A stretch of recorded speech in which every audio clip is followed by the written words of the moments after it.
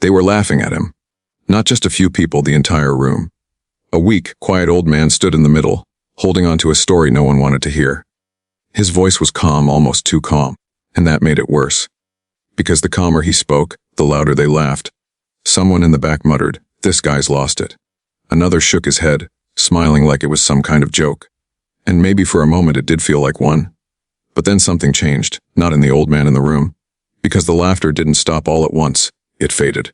Slowly, uncomfortably, like people were realizing too late that they might have misjudged something or someone. One person stopped smiling first, then another. Until suddenly no one was laughing anymore. You could feel it. That strange shift in the air when confidence turns into doubt. And right at that moment a voice broke the silence. Not loud, not aggressive, but powerful enough to make every single person turn around. It was Steven Seagal. He didn't shout. He didn't argue. He just said one thing. Let him finish. That was it. 3 simple words. But the way he said them, it didn't sound like a suggestion. It sounded like a warning. Now the room was completely silent. The same people who were laughing just seconds ago were now watching. Waiting. Unsure. Because if he was taking this old man seriously, then maybe, just maybe they had missed something important. And here's the part no one expected. The story they were laughing at was only the beginning. Because what that old man was about to reveal next wouldn't just silence the room. It would change the way they saw him forever. The silence didn't feel normal. It felt heavy, like something unseen had just entered the room and taken control. The old man looked around slowly, his eyes moving from face to face. Just moments ago, those same faces were laughing at him, mocking him, dismissing him like he didn't matter. Now, no one dared to speak. Not after what Steven Seagal had just said. Let him finish.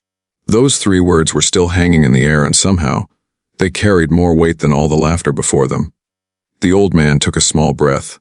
For a second, it looked like he might stop, like maybe even he didn't expect this sudden shift. But then he continued. "I wasn't always like this," he said quietly. A few people exchanged glances. That line alone sounded strange.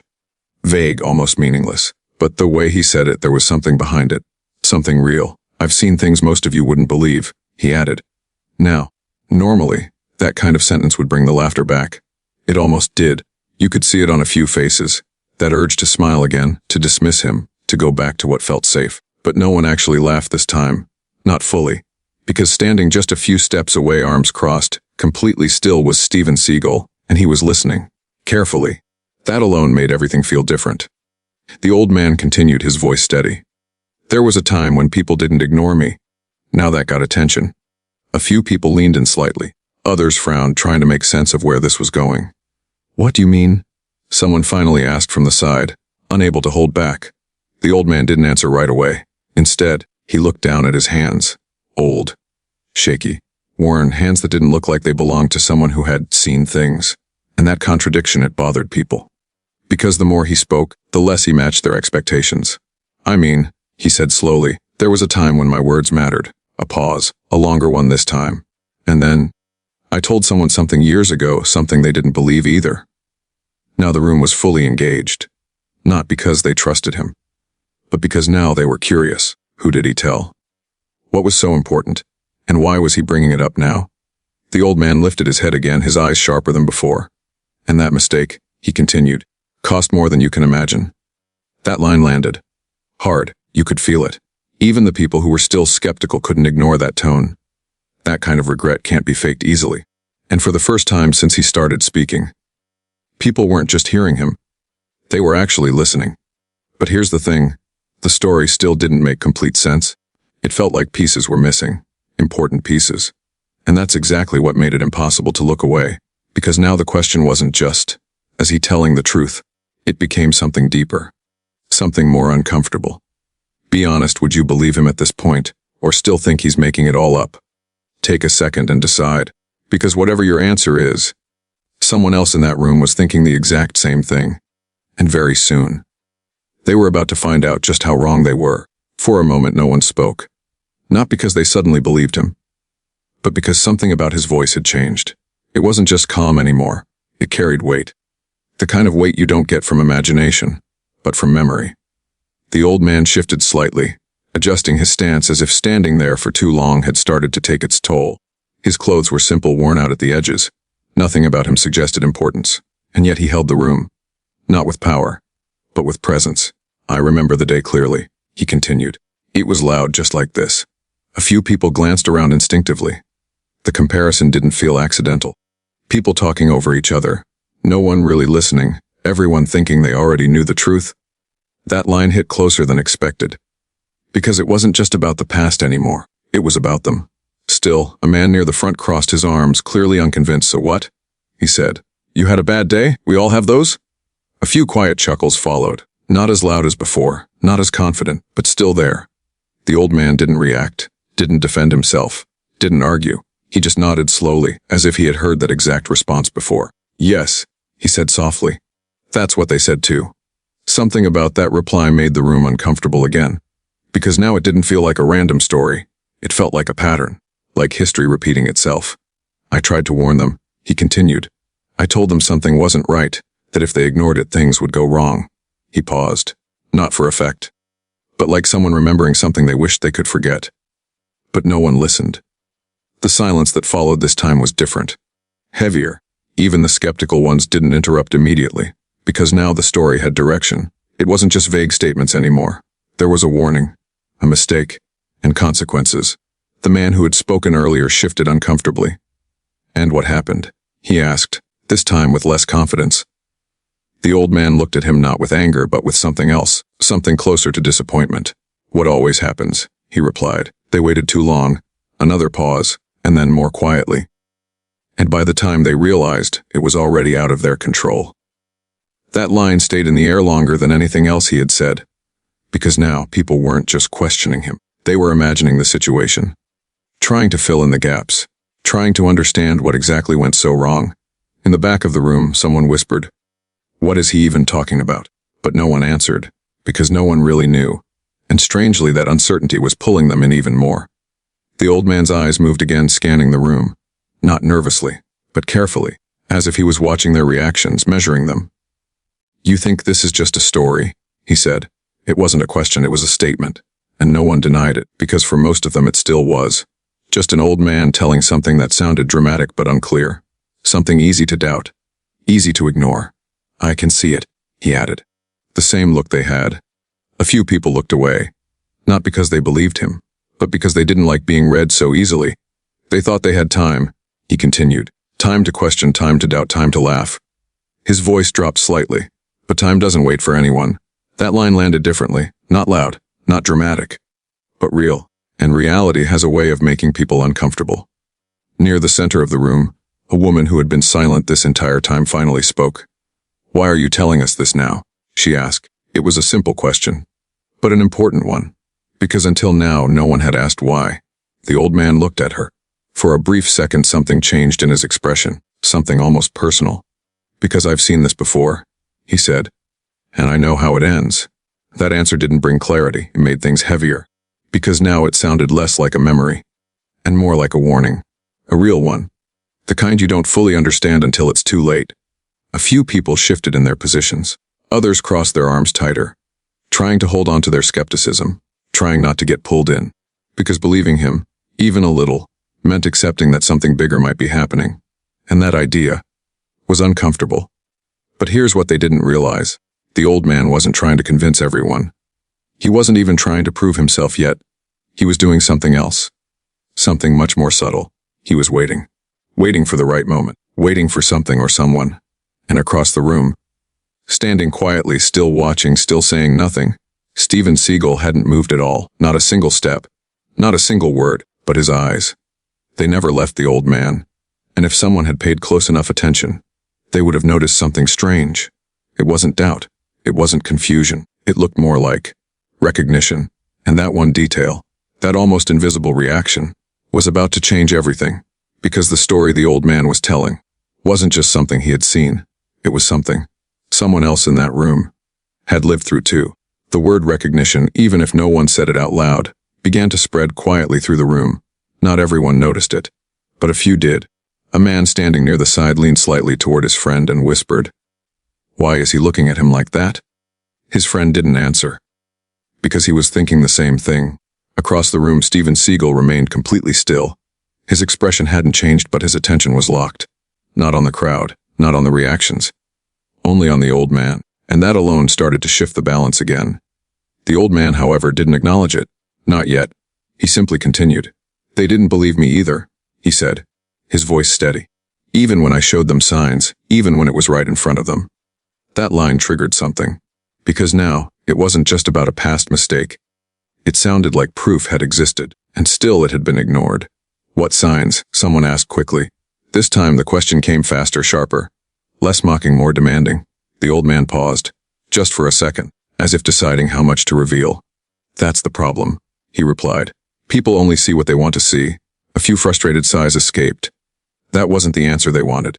It felt like he was avoiding the question. Or worsey, like he was playing with them. You're not making any sense, another voice said.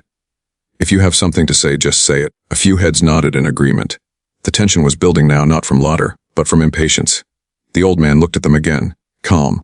I'm shaken. I am saying it, he replied quietly. You're just not ready to hear it. That line hit differently. Because now it wasn't just a story anymore. It felt personal, almost like a challenge, and people don't like being told they're not ready. A man stepped forward slightly. Oh, really? He said. Then maybe you should explain it in a way we can understand. There was a slight edge in his voice. Not aggressive, but close. The room tightened again. The old man studied him for a moment. Then nodded. All right, he said. Let me ask you something. That caught attention immediately. A shift in pattern. Instead of defending himself, he was asking a question. If someone warned you about something serious, he began slowly, but you had no proof, would you listen? The man hesitated. Just for a moment. Well, that depends, he said. On what? The old man asked. On whether it makes sense, the man replied. A few people murmured in agreement. Yes, that sounded reasonable, logical. The old man gave a small nod. That's exactly what they said, he replied. Another loop. Another connection to the past, and again no clear answer. The frustration grew, because now people were engaged, but still confused, still missing something, and that gap, that missing piece, was pulling them deeper. You keep saying they. A woman spoke up. Who are you talking about? Finally, a direct question. The kind that demanded clarity. The old man looked at her. This time he didn't look away quickly. They were people like you, he said. The answer was simple, but unsettling, because it erased distance. It wasn't some distant group anymore. It was them, right here, right now. That doesn't answer anything, someone snapped. The old man didn't respond immediately. Instead, he slowly reached into his coat pocket. The movement was small, but it changed everything. Because now, everyone was watching closely, every eye locked onto his hand. What was he about to take out? Proof, evidence, or nothing at all. The tension spiked instantly. Even the smallest movement felt amplified. He pulled out something small, worn, old. It wasn't clear what it was yet. He held it in his hand for a moment without showing it. As if building the moment. As if he knew exactly what he was doing. Years ago, he said quietly. This was enough to prove everything. Now the curiosity was unbearable. People leaned in, trying to see, trying to understand. What is that? Someone asked. The old man didn't answer. Not immediately. Instead, his eyes shifted. For the first time since he took it out, he looked directly towards Steven Seagal. And that's when something subtle but powerful happened. Seagal's expression changed, just slightly. But enough for anyone paying attention to notice. He recognized it. Whatever the old man was holding, it meant something to him. Something real. Something from the past. A quiet ripple moved through the room. Because now it wasn't just a strange story anymore. Now there was a connection. A real one. Between the old man and the one person no one expected to be involved. Show us, the man from earlier insisted. This time, there was no mockery in his voice, only urgency. The old man looked back at the crowd, then down at the object in his hand, and for a brief second, his grip tightened, as if holding on to more than just a physical thing, as if holding on to a memory, or a moment, or a truth that had been ignored for far too long. You're not ready, he said again. But this time, it didn't sound like a dismissal. It sounded like a warning.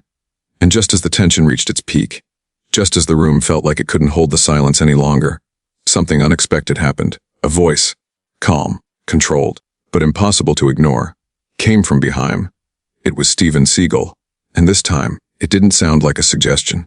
It sounded like confirmation that whatever the old man was holding was real, and whatever came next was going to change everything. The moment those two words left his mouth, show them, everything changed, not loudly, not dramatically, but completely. The air in the room shifted in a way no one could ignore anymore. Because this time it wasn't just silence controlling the space. It was certainty. And it came from Steven Seagal. The same man who hadn't said much until now, the same man who had been quietly observing, was no longer just a listener. He had stepped in, and whether people understood why or not, they felt it. The old man looked at him. For a brief moment, the noise of the room, the tension, the doubt, it all faded into the background. It was just the two of them, as if something unspoken had passed between them. A memory, a recognition, a confirmation. Then slowly, the old man nodded, not nervously, not uncertainly, but with the kind of quiet acceptance that comes when you know it's time. Without another word, he opened his hand, fully, and revealed the object he had been holding. It wasn't flashy. It wasn't new. It wasn't even immediately impressive. Just a small, worn piece of metal, old enough to have lost its shine, scratched, faded, almost forgettable, at least at first glance. A few people leaned in, squinting. "That's it?" Someone whispered. Another person frowned. "What are we supposed to see?" The confusion started to creep back in, because whatever they were expecting, this wasn't it. It didn't look like proof. It didn't look like something that could justify everything he had been saying. And yet, the old man didn't react to their confusion. He simply held it there, steady, as if he knew exactly what they were missing. "Look closer," he said quietly. A few people stepped forward now. Curiosity had taken over skepticism. One man tilted his head slightly. "There's something engraved on it," he said. That caught attention. More people leaned in, trying to see the details, trying to understand. The old man didn't move. He let them come closer, let them examine it, let them figure it out piece by piece. And then, a woman near the front suddenly froze. Her eyes widened. "Wait," she whispered. Her voice wasn't loud, but it carried, because it sounded different. Not confused, not doubtful. "What is it?" someone asked quickly. She didn't answer right away. Instead, she looked up, not at the old man, at Steven Seagal. And in that moment, everything connected. "That symbol," she said slowly. "I've seen it before." The room tightened again, not with doubt this time, but with anticipation. Someone pressed. She hesitated, then finally said, "In an article years ago now the energy shifted again, because now there was a trace, a reference, something real, something that existed outside this room. That doesn't prove anything," the same skeptical man said quickly, trying to regain control of the situation. But his voice wasn't as strong as before, because now, he wasn't entirely sure. The old man finally spoke again. "That symbol," he said, "was given to a small group of people." He paused, then added, "People who were there the day everything went wrong." A wave of silence followed. Heavy, uncomfortable, because now the story had moved from abstract to specific. "You're saying you were there?" someone asked. The old man didn't answer immediately. Instead, his eyes shifted again, back to Seagal, and this time, Seagal didn't stay silent. He took a step forward, slow, deliberate, every movement controlled. And suddenly, all attention shifted to him. Because now, they weren't just listening to a story anymore. They were waiting for confirmation. And deep down, they already knew. Whatever he said next would decide everything. Before he spoke, before the truth fully unfolded. "Let me ask you something. If you were standing there right now, would you finally believe the old man? Or still think there's something missing?" Think about it. Because in that room, people were asking themselves the exact same question, and the answer was about to change in seconds. Seagal stopped just a few steps away from the old man, close enough to see the object clearly, close enough to confirm what he already suspected. He looked at it for a moment. Then, very slightly, he nodded, and when he finally spoke, his voice was calm, but absolute. "I remember this." That was it. No long explanation, no dramatic speech, just 4 words. But those 4 words destroyed every doubt left in the room, because now, it wasn't just the old man's story anymore. It was real, backed by someone no one could ignore. And just like that, the laughter that once filled the room felt like a mistake no one wanted to admit, because the truth was no longer something distant. It was standing right in front of them, and they had almost missed it. "I remember this." Those 4 words didn't just confirm the object, they confirmed the old man. And in that moment everything shifted. No one interrupted. No one questioned. Because now, the story wasn't hanging on uncertainty anymore. It was anchored by Steven Seagal. The old man lowered his hand slightly, but he didn't put the object away.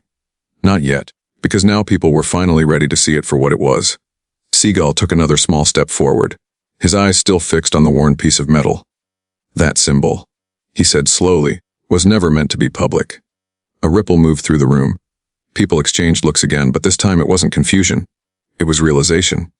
"You were there," Seagal added, lifting his gaze toward the old man. It wasn't a question, it was a statement. The old man gave a small nod. I told them you'd remember, he replied quietly. That line landed deeper than anything before. Because now, this wasn't just about a past event. It was about a shared one. Something both of them had lived through. Something real. What is he talking about? Someone whispered from the back. Seagal didn't look at them. He didn't need to. They're talking about the day everything fell apart, he said. Now all eyes were on him, because finally, answers were coming. But even now, they didn't come all at once. Seagal paused, as if choosing his words carefully. A small group of us were called in, he continued. Nothing official. Nothing recorded. Just a situation that couldn't be handled the usual way. That alone raised more questions. But before anyone could ask, the old man spoke again. They didn't think it was serious, he said. Even when the signs were there. Seagal nodded slightly. They thought they had control, he added. And just like that, the pieces started to align.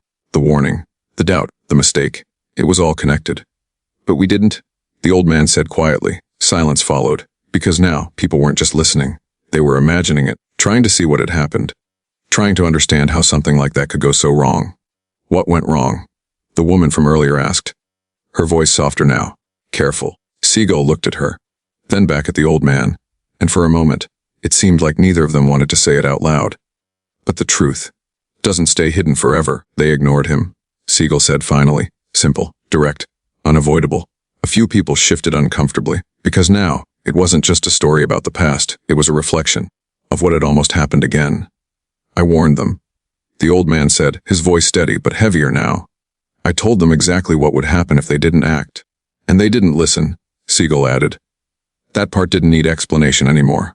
Everyone understood it. Because they had just done the same thing. The weight of that realization started to settle in. But that's not the whole story, Seagal continued. And just like that, another layer opened. Because even now, there was more. The old man looked down briefly, as if remembering something difficult. They didn't just ignore the warning, he said slowly. They made it worse. That line cut through the silence. What do you mean? Someone asked quickly. The old man looked up again, and this time, there was no hesitation. They tried to fix it without understanding it. Seagal exhaled quietly. They rushed, he added. And when you rush something you don't understand, you lose control. Now the room felt different again. Heavier. Because now, the story wasn't just about a mistake. It was about consequences. Real ones. And People Drade Man said, no details, no dramatics. Just a statement. But it was enough. Because sometimes, what's not said, is louder than what is. No one asked for specifics. Not anymore. Because now they believed him. Not just because of the object. Not just because of Seagal. But because the story felt real. In a way that couldn't be faked. But that's where you're wrong, Seagal said suddenly. The room froze again. Because that line, it changed direction. The old man looked at him. Confused. Just for a moment, Seagal stepped closer. People think that day ended everything, he said. That once it happened it was over. He shook his head slightly. It wasn't. Now the tension returned. Because this was new. What do you mean? The woman asked again. Seagal's expression hardened slightly. It didn't end that day, he said. It just disappeared. A chill moved through the room. Because that word, disappeared, it carried something unsettling, something unfinished. The old man closed his eyes briefly, as if that was the part he didn't want to revisit. They buried it, he said quietly. Or at least they thought they did. Another silence. But this one was different. Because now, the story wasn't just about the past. It was connected to the present, to now. And that's why I'm here, the old man added, his voice calm again. But firm. I've seen the signs again. That line hit harder than anything before. Because now, it wasn't just a memory, it was a warning, again. A few people instinctively looked around, as if expecting to see something, anything. But there was nothing obvious. Nothing clear. Just the same people. The same silence, which somehow made it worse. Are you saying it's happening again? Someone asked. The old man didn't answer immediately. Instead, he looked at Seagal, and Seagal didn't hesitate this time. Yes, he said. One word. Clear. Certain. Final, and just like that, the story wasn't over anymore. It had become something else entirely. Something real. Something present. Something that hadn't ended yet. Yes. That single word didn't just answer the question. It changed the meaning of everything that came before it. The room went completely still. Not the kind of silence that comes from confusion, but the kind that comes from realization. Because now, this wasn't just a story about the past. It wasn't just about a mistake people once made. It was about now. About them. And suddenly every reaction from earlier, every laugh, every doubt, every dismissive look, felt different. Heavier. The old man slowly closed his hand around the small piece of metal again, as if its purpose had finally been fulfilled. For a moment, no one spoke. No one moved. They were all thinking the same thing, even if none of them wanted to say it out loud. What if he's right? Steven Seagal stepped slightly to the side, his gaze moving across the room. Not judging, not accusing, just observing. You didn't believe him, he said calmly. It wasn't harsh. It wasn't meant to embarrass anyone. But it was the truth. And truth has a way of landing exactly where it needs to. A few people looked down.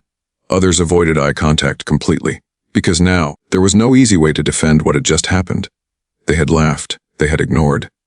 They had done exactly what the old man warned about. Before, the woman who had spoken earlier took a slow breath. So what do we do now? She asked. Her voice was different this time, not skeptical, not doubtful, but serious, ready. The old man looked at her. And for the first time since he started speaking, there was something softer in his expression. Now, he said quietly, you listen. Simple, but powerful, because that was all he had asked for from the beginning. Not belief, not trust. Just a chance to be heard. Seagal nodded slightly, as if agreeing without needing to say anything more. The difference this time, he added, is that you still have time. That line carried weight, because earlier, time was something people thought they had. Now, it felt limited. Real, important. The man who had challenged the old man at the start stepped forward again. But this time, there was no arrogance in his posture, no edge in his voice, just honesty. We didn't know, he said. The old man looked at him, and instead of correcting him, he simply replied, you didn't listen. That distinction mattered, because it wasn't about knowledge. It was about attention, awareness, choice. And slowly people began to understand that. Not all at once, but enough for the room to feel different. The tension that once came from doubt was now replaced by something else, responsibility. Because now they knew, ignoring this again wasn't an option. The old man took a small step back, not as a retreat, but as if giving the moment back to them. His part was done. He had said what needed to be said. Now the decision was theirs. Seagal looked at him one last time, a quiet acknowledgement, a shared understanding. Then he turned toward the room again. What happens next, he said, depends on whether you've learned anything at all. No pressure, no commands, just truth. And sometimes, that's more powerful than anything else. The room remained silent. But it wasn't empty anymore. It was full of thought, of reflection, of questions people hadn't asked themselves before. And maybe that was the point all along. Because the story wasn't just about an old man being laughed at. It wasn't just about a hidden past or a forgotten mistake. It was about something much simpler, something much closer. How quickly we judge, how easily we dismiss, how often we ignore what doesn't immediately make sense, and how dangerous that can be. The old man turned slightly, preparing to leave. No dramatic exit, no final speech, just a quiet step forward. But before he could take another, he stopped, just for a moment. Without turning back, he said one last thing. The truth doesn't need you to believe it. A pause. Then, it just needs you to notice it. And with that, he walked away. No applause, no noise, just silence. But this time, it wasn't empty.